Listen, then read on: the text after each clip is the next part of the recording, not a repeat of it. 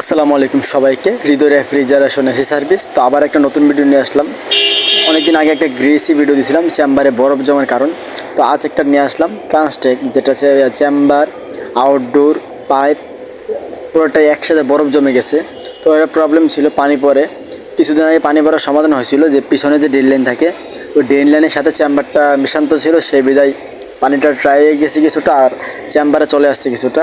তো আবার 15 দিন পরে কমপ্লেন ছিল পানি পড়ে, কিন্তু অনেকক্ষণ চলার পর তো আমরা আজকে 3টার দিকে সেটা গেছিলাম দেখতে। তো আমরা চালু করে দেখলাম এম্পিয়ার 7 এম্পিয়ার নিচ্ছে, ঠান্ডা মান্ডা ঠিক আছে সব কিছু, কিন্তু পানি পড়ে, কিন্তু আমি কোনো পানি পড়ে পাই নাই। তো সে বিধে আমি সেটা চালু করে রেখে আসছিলাম যে কতক্ষণ পর পানিটা পড়ে। তো আমাদের দোকানের পাশে ছিল, তো আমি চালু করে আসার পর 3টার দিকে চলে আসছিলাম, প্রায় 7টার দিকে আমি গেছিলাম আবার ওই জায়গায়। তো যাওয়ার পর আমি যেটা দেখলাম পুরো চেম্বার আউটডোর পাইপ পুরো আইস জমে গেছে। তো এরকম আইস জমার কারণ কি বা কী সমস্যা থেকে হতে পারে, মানে আপনাদের কাছে আমার একটা প্রশ্ন থেকে যাবে। আর আমরা অলরেডি কাজটা সমাধান করে ফেলছি, যে প্রবলেমটা ছিল আমরা অবশ্যই সমাধান করে ফেলছি। তো আপনারা কমেন্ট করলে আমরা ওই কমেন্টের উত্তর অনুযায়ী দেখে আমরা রিপ্লাই দেবো আপনাদের কী প্রবলেম ছিল।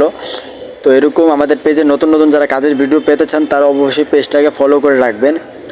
তো Transtec 2 ton AC ampere 7 ampere নিচ্ছে, গ্যাস প্রেশার ঠিক আছে। তো এখন আপনারা বলবেন আমাদের যে কি প্রবলেম হতে পারে। এটা হলো আমাদের ঢাকার ভিতরেই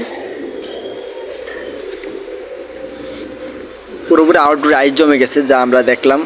ইনডোর পাইপ আউটডোর যা আছে আপনার পুরোপুরি আইস একদম জমে গেছে, বরফ সাকশন ডিসচার্জ।